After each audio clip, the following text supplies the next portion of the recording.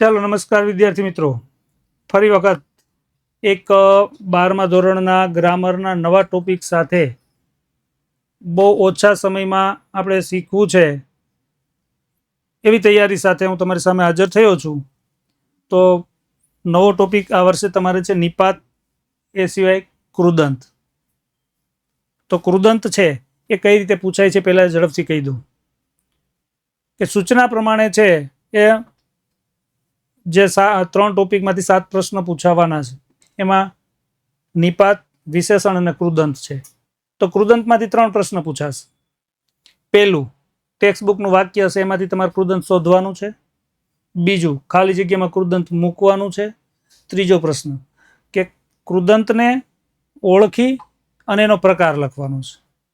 તો એ પ્રકાર છે કેવી રીતે આપણે ઓળખી શકાય, બહુ ઝડપથી અને ટૂંકી રીત સાથે હું તમને આપું છું, એટલે તમારું વાંચવાનું કામ પૂરું થઈ જશે. 3 પ્રશ્ન છે ને એમાંથી ઓળખવાનું, ઓળખીને પ્રકાર, એ થઈ જશે. ખાલી જગ્યામાં મૂકવાનું છે તમારે ટેક્સ્ટ બુકનું જ ચાલશે, નહીં તો બીજો કૃદંત મૂકશો ને તો પણ વાક્ય સાચું બનશે, ચાલશે નહીં.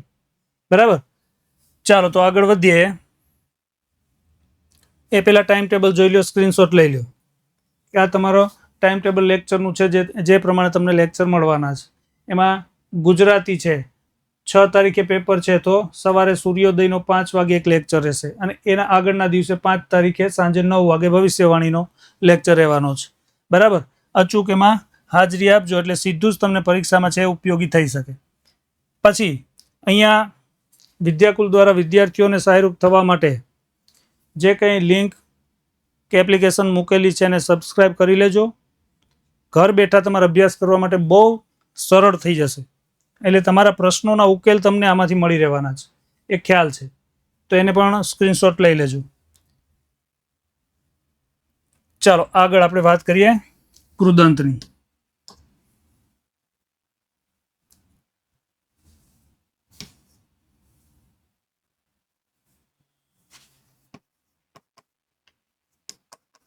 તો પહેલી વસ્તુ, કૃદંત એટલે શું? કૃદંતને કૃત પ્રત્યય કહેવાય છે. આ વ્યાખ્યા હું સીધી જ તમને કરાવતો જાઉં છું. કૃત પ્લસ પ્રત્યય એટલે ક્રિયાના મૂળ રૂપને પ્રત્યય લાગી બનતો શબ્દ કૃદંત છે, અને કૃદંત કહેવાય. વાક્યમાં જે કર્તા, કર્મ, ક્રિયાપદ, અન્ય પદો જે તે સ્થાને આવે છે, પણ કૃદંત છે ને એ નિપાતની જેમ અલગ અલગ સ્થાને આવશે અને ક્રિયા પરથી બનેલો શબ્દ હશે. તો ક્રિયાપદથી બનેલો શબ્દ તો કયો હોય? ક્રિયાપદ હોય, પણ ક્રિયાપદનું સ્થાન ચોક્કસ છે, છેલ્લે આવે. કૃદંત ક્રિયા પૂરી કરે નહીં, એટલે અન્ય બીજા સ્થાનોએ આવશે. તો ક્રિયા પરથી બનેલા શબ્દો તો અનેક પ્રકારના છે, એમાંથી કૃદંત કયા હોઈ શકે? તો એને પ્રત્યય જોવાના છે. આ કૃત એટલે ક્રિયાનું મૂળ રૂપ છે, એને પ્રત્યય છે એ તમે ઓળખશો ને એટલે પ્રકાર ઓળખી શકશો. તો ક્રિયાના મૂળ રૂપને પ્રત્યય લાગી બનતા શબ્દ કૃદંત કહેવાય. આ વ્યાખ્યા થઈ. હવે એના પ્રત્યય પ્રમાણે જોઈએ તો પહેલો પ્રકાર છે વર્તમાન કૃદંત. વ્યાખ્યા નથી લખતું, લાંબુ થાય, એટલે તમે પછી નોંધ કરી લેજો. તો વર્તમાન કૃદંત કોને કહેવાય? તો ક્રિયા પરથી બનેલો શબ્દ હોય અને ક્રિયાની કોઈ પણ કાળની ચાલુ સ્થિતિ દર્શાવે. એ ગમે એ કાળ હોય એને જ જોવાનું, પણ એ પ્રત્યય અમુક લાગશે ને એટલે ક્રિયા ચાલુ છે એવો તમને અહેસાસ થશે કે ક્રિયા ચાલુ જ છે, તો એ વર્તમાન કૃદંત છે. તો એના પ્રત્યય કયા કયા છે? તો કે ત પ્રત્યય હોય. તને લિંગ વચન ને કાળના પ્રત્યય લાગે એટલે તો, તી, તું અને તા બને. યાદ રાખવાનું, વાક્ય આપ્યું છે, કૃદંત શોધો છે. પહેલા તમારે શું કરવાનું છે કે ચાલો આમાં ક્રિયા પરથી બનેલા શબ્દો કેટલા છે, કયા કયા છે, તો એના ઉપરથી તમને બીજા શબ્દો નીકળી જશે, એટલે સરળ થઈ જશે. તો ક્રિયા પરથી બનેલા શબ્દો છે, હવે બધા કૃદંત ન હોય, બધા હોઈ શકે, એક કઈ ન હોય, આવું બની શકે. તો એમાં પ્રત્યય જોવાના. જો એમાં ત પ્રત્યય લાગેલો હોય તો તમારે એને અલગ લઈ લેવાનો છે અને કહી દેવાનું છે કે આ વર્તમાન કૃદંત છે. જેમ કે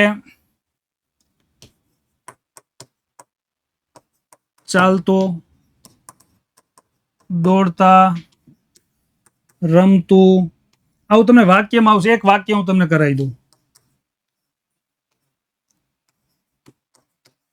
યાત્રીઓ ગીત ગાતા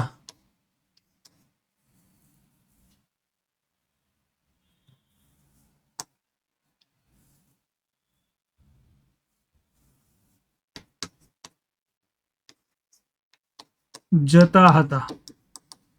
તો અહીંયા ગાતા છે, ક્રિયાપદને છોડી દો. ગાવું ક્રિયા છે, એને ત પ્રત્યય લાગ્યો છે, તો આને તમારે કહી દેવાનું છે વર્તમાન કૃદંત. ખ્યાલ આવી ગયો?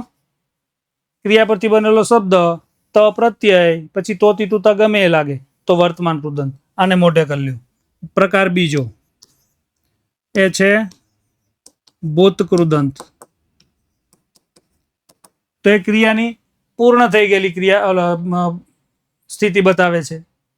ક્રિયા પૂરી થઈ ગયેલી તમને લાગશે તો એના પ્રત્યય છે ય કે લ. દાખલા તરીકે બોલ્યા,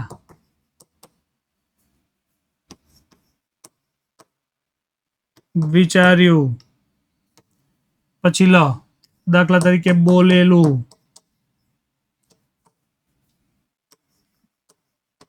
વિચારેલા.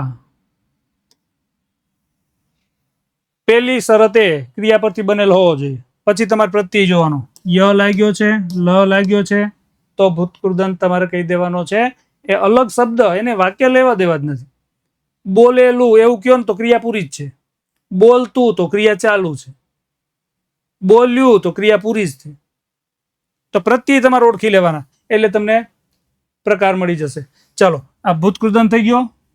હવે ત્રીજો ભવિષ્ય કૃદંત. તો ભવિષ્ય કૃદંત છે એક ક્રિયા ચાલુ છે એવું નહીં બતાવે, પૂરી થઈ ગયેલી નહીં બતાવે, પણ થનાર છે, થવાની છે. તો એમાં પ્રત્યય ચોક્કસ થઈ ગયા. થનાર એટલે નાર પ્રત્યય, થવાની એટલે વાનો પ્રત્યય, વાનો વાની વાના આવું લાગે. ખ્યાલ આવી ગયો? પછી એ નાર છે તો નારો નારી નારા લિંગ વચન કાળના પ્રત્યય લગાવી દેવાના. દાખલા તરીકે તમે આગામી બોર્ડની પરીક્ષા આપનાર છો તો નાર લાગ્યું, આપવું ક્રિયા છે, ક્રિયા પરથી બનેલો શબ્દ આપનાર છે, નાર પ્રત્યય જોવા મળે છે. તમારે વિચાર્યા વગર કહી દેવાનું છે આ ભવિષ્ય કૃદંત છે. અથવા તમે પરીક્ષા આપવાના છો, આપનાર અથવા આપવાના, જવાના, જનાર, બોલવાના, બોલવાનો, બોલનારો. તો નાર અથવા વાના વાની વાનો એ અલગ બોલશો ને. આપનાર જો ક્રિયા થવાની લાગે છે, આપવાના તો ક્રિયા થવાની છે, તો ભવિષ્ય કૃદંત. ક્લિયર? બહુ સહેલું છે. પછી ચલો સ્ક્રીનશોટ લઈ લેજો. ચોથો પ્રકાર એ છે વિધ્યર્થ કૃદંત અથવા એને સામાન્ય કૃદંત પણ કહેવાય. તો આ શું કામ કરશે? ક્રિયા થવાની છે, થાય છે કે થઈ ગયેલી છે એની લેવા દેવા નથી. ફક્ત ક્રિયા થવાનો ભાવ દર્શાવે છે, આટલું જ કામ કરશે. એટલે સાદું વાક્ય હશે. બરાબર? એમાં પ્રત્યય છે વ, પછી એને લિંગ વચન અને કાળના પ્રત્યય લાગે તો એ અલગ અલગ રૂપ લે.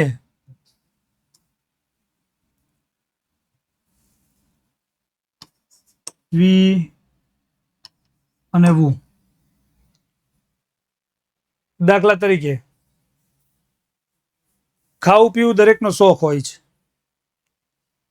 તો ખાવું પીવું ક્રિયા પરથી બનેલ શબ્દ છે, વ પ્રત્યય લાગ્યો છે ને બીજો કોઈ એમાં ફક્ત કહેવાનો જ ભાવ છે, બીજું કઈ કારણ નથી. કારણમાં આવે તો હેત્વર્થમાં, નહીં તો વિધ્યર્થમાં. તો ખાલી વિધિ બતાવે છે એટલે વિધ્યર્થ કહેવાય. ખાવું પીવું એ શબ્દ લઈ અને તમારે વિધ્યર્થ કહી દેવાનું. વિચારવું આપણું લક્ષણ છે, તો વિચારવું એ ક્રિયા છે, માનસિક ક્રિયા છે, એમાં વ પ્રત્યય લાગ્યો છે, તો તમારે કહી દેવાનું છે કે આ વિધ્યર્થ અથવા સામાન્ય કૃદંત છે. મતલબ વ વાળું આગળ આવશે હેત્વર્થમાં. હેત્વર્થમાં આવશે ને ક્રિયાના કારણમાં હશે. કારણમાં ન હોય તો વિધ્યર્થ, નહીં તો હેત્વર્થ. બરાબર છે? આ ક્લિયર થયું? દાખલા તરીકે અહીંયા ભણવું, લખવા આવું આવે. હવે પાંચમો પ્રકાર છે હેત્વર્થ કૃદંત. તો હેતુ પરથી આ શબ્દ બને, આ વિધિ પરથી બને. હેતુ એટલે કારણ થાય, ઉદ્દેશ થાય.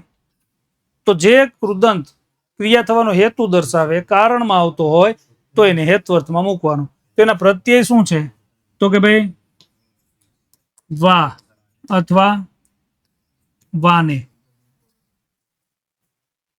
તો આના જેવું જ લાગશે. દાખલા તરીકે ભણવા, પછી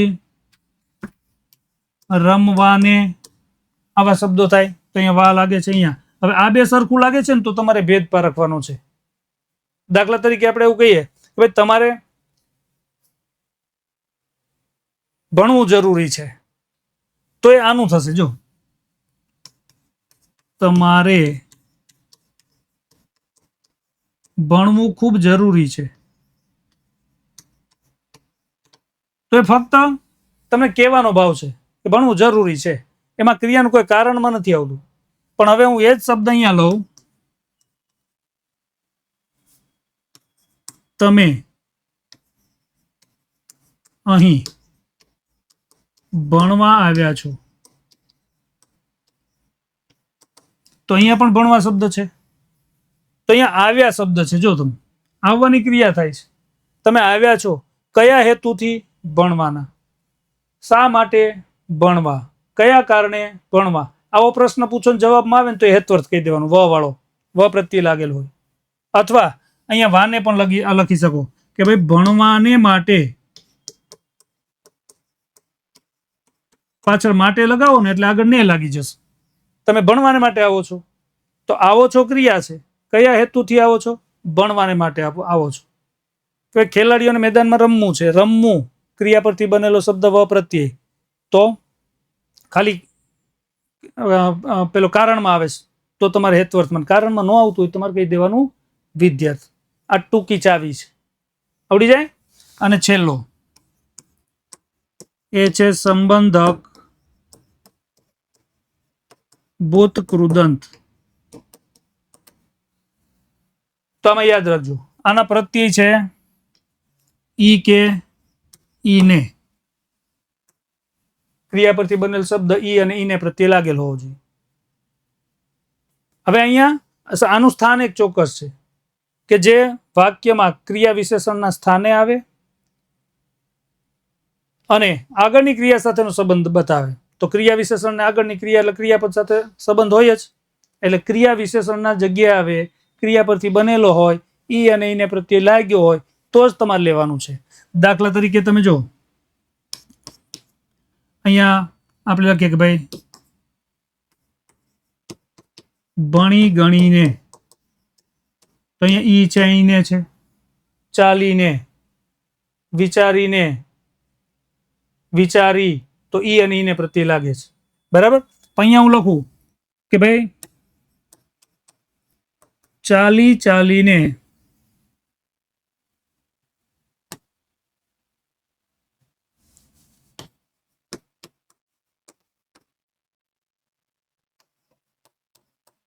થાકી ગઈ. તો હવે આમાં ક્રિયા પરથી બનેલા શબ્દો પહેલા પસંદ કરો. તો કે બધા ક્રિયા પરથી બને. હવે આને ઈ છે, આને ઈ ને લાગ્યો છે, આમાં ઈ છે, આમાં ઈ લાગે છે. તો આપણે બધા નથી લઈ લેવાના, એમાંથી જોવાનું ક્રિયા વિશેષણના સ્થાને શું છે. તો કે આ તો ક્રિયા છે, થાકી જવાની ક્રિયા થાય છે.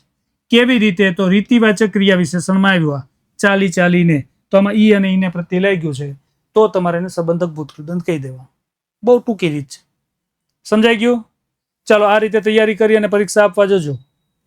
વાંચવાનું બહુ ઓછું થઈ જશે. બરાબર છે. અને બધા જ મહેનત કરશો, સારું રિઝલ્ટ લાવશો. એ સાથે આ વિડિયો લેક્ચરને આપણે પૂર્ણાવૃત્તિ આપીએ છીએ. ફરી કંઈક નવી ચર્ચા સાથે મળશું. ત્યાં સુધી ચાલો વિદાય લઉં છું.